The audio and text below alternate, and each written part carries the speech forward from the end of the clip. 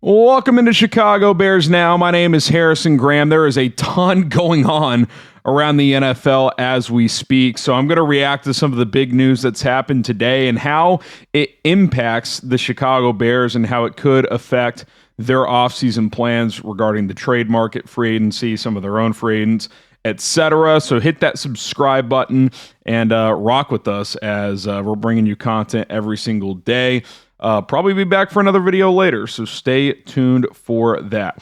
Okay, let's talk about the news that just came in that I think is very, very relevant for the Bears, and that is that Taylor Decker has been released by the Detroit Lions, their longtime left tackle. Now, Taylor Decker is a player that I have talked about on this show. I don't know how many other people have talked about it on their show, because I thought this could happen. I thought there was a chance that he could get cut by the Lions, given his contract. He was banged up some last year. They're looking to shed some money. And he announced today on his Instagram that he is being released by Detroit. And this is like the perfect one-year stopgap option at left tackle for the Chicago Bears. Like, if you could get Taylor Decker on board for 2026, don't rush Ozzie back. Just let him rehab the entire year and hopefully have him back and ready to go for 2027. I think that is the perfect type of outcome for Chicago. Now, does Decker want to come reunite with Ben Johnson in Chicago? Will he have other suitors? Will other teams give him multiple years of guaranteed money? What's it going to cost? I don't know. But if you can get Taylor Decker on board, that would be, I think, my top option to fill the left tackle position. Now, how could that impact what they do at center? There's certainly linked to Tyler Linderbaum. We know that. But if you could get Taylor Decker, I think that would be perfect. I don't think you could find a better outcome for Chicago this offseason than if they could get Taylor Decker signed up for a one-year contract. So we'll see what happens. We'll see if they end up getting him, but he knows the system. He's been with Ben Johnson. He's still solid. He's not great, but he's solid. Good player. And, there's a chance he would be your worst player on your offensive lineman, and he is still a quality on your offensive line, and he is still a quality starter. That, of course, depends on what they do at center. So I would imagine the Bears are already poking around on this. And one more thing on this before we move on to the next topic is if you sign Taylor Decker, it doesn't impact the free agency comp pick formula because he just got cut. So guys who get cut do not impact the formula. We've talked about that with a few other players as well. Another player getting cut is Rashan Gary. He announced on his social media that his time in Green Bay is over. Now, Tom Pelissero, right before I started to film, quote tweeted it and said he has not been cut or traded as of now, but I think it's pretty clear they've told him they're moving on. They'll try to find a trade, but if not, they will cut him. So he's going to be playing for a new team. I do wonder if the Bears would have any interest in him as a fallback option at edge if they don't get a Max Crosby, if they don't go after Trey Hendrickson. Like, would they consider bringing in Rashan Gary? He was not very good the second half of last year. He's obviously had a pretty decent career up there in Green Bay, but this past season, for whatever reason, he just did not play very well. I don't know why. Even with Micah for a few of those games before he went down, it's like, why can't Rashan Gary get to the quarterback? I think it was the final 9 games of the regular season. He had 0 sacks. So, I'm not pounding the table for Rashan Gary, but I will say this from an NFC North Green Bay standpoint, even if Micah Parsons is back early in the year, they got question marks on that defensive line, especially at the edge position after Micah. So that is certainly something to monitor as we head into next season. Between now and September, we'll see if they add any pass rushers in free agency.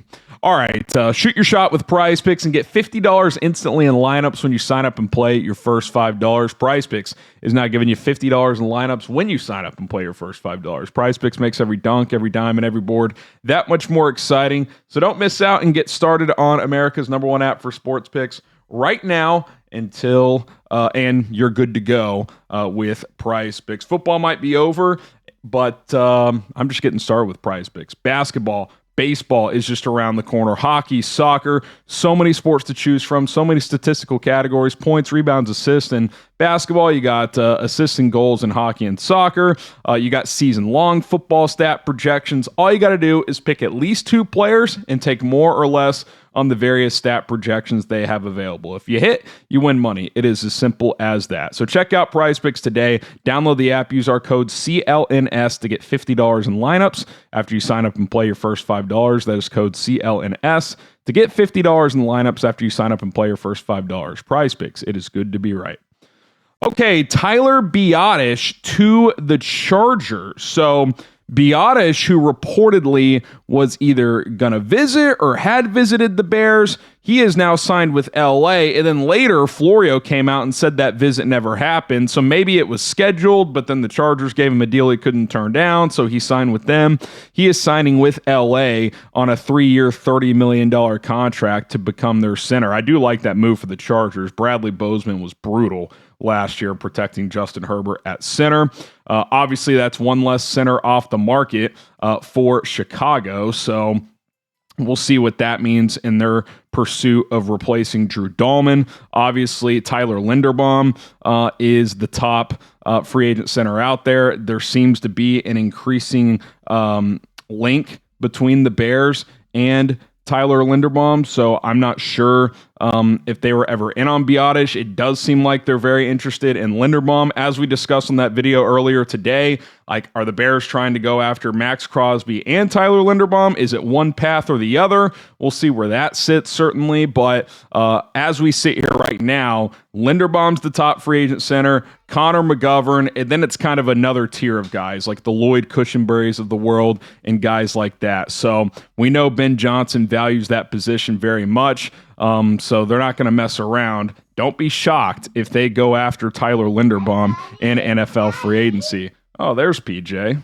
All right, lastly, Cam Curl has re-signed with the Los Angeles Rams on a 3-year, $36 million deal with incentives up to $39 million. That's my son PJ running around here, so if you hear him, apologies. He's so excited about all the Bears news. But the reason I want to talk about Curl real quick is twofold. One, that's one free agent safety off the market. We know the Bears have no safeties under contract. And two, how does it impact Kevin Byard's potential market? Because I would say last year Byard was better than Curl. He was an all-pro, 7 interceptions, one of the best playmakers in the NFL. But he is 32 years old. Cam Curl is 26, and Curl is a good player. We saw that in the playoff game when he picked off Caleb Williams and made the play of the game to essentially win that game for the Rams and send them to the NFC Championship game. So I do wonder, like, okay, 3 for 36, $12 million per year for a 26-year-old safety. Kevin Byard, who is good and who I really like, but is he going to repeat that production last year of 7 interceptions? That seems unlikely. I still think he'll be very good, and I want him back, but I kind of think that caps what I want to pay Byard at about 12 per year. 1 to 2 year deal, 9 to 12 million per year. That's kind of about as far as I'm willing to go. I think this market might be a little more inflated than I thought, but it's been a little quiet between Byard and the Bears since the end of the season when they both parties said, Poles said, hey, Byard's the one guy I'm willing to say out loud, like, yeah, we want him back. Byard at the Pro Bowl said, yeah, I'd love to come back. We got the coach. We got the quarterback. We're on the cusp. But it's been quiet since then. I had heard that maybe he wants more than what the Bears are willing to pay. But where does that sit now? 2 for 20? 2 for 24? Maybe give him 2 for 24 with 15 guaranteed, 12 per year. Give him 12 this year, then give him 3 guaranteed next year. That way, if the Bears cut him, he at least gets a few extra $1 million. I think that's about as far as I'd be willing to go. I know you need safety, so Byard's got some leverage here, and he and his reps are probably looking at this like, hey, coming off the year you just had at your age, this is the last time you can really cash in. And I get all that, but is he going to take top dollar if it's for some non-contender? He's played on some good teams in his career, but he's also played on some bad teams. I would think he'd want to play for a contender, even if that means taking slightly less. I'm not saying take a major discount, but you would think he would take, I don't know, a 10% discount to stay in Chicago rather than go to, some bottom feeder in the NFL. So we'll see. I don't know what other teams are interested in him, but I am hopeful that the Bears are able to get a deal done with Kevin Byard. A lot of different avenues the Bears are kind of hunting in right now. The big fish of Max Crosby and Tyler Linderbaum. Obviously, you got Kevin Byard to try and figure out. And then, Taylor Decker's entered the conversation now. I would say that's safe to say. So we'll see where it goes from here. Hit that subscribe button and bear down.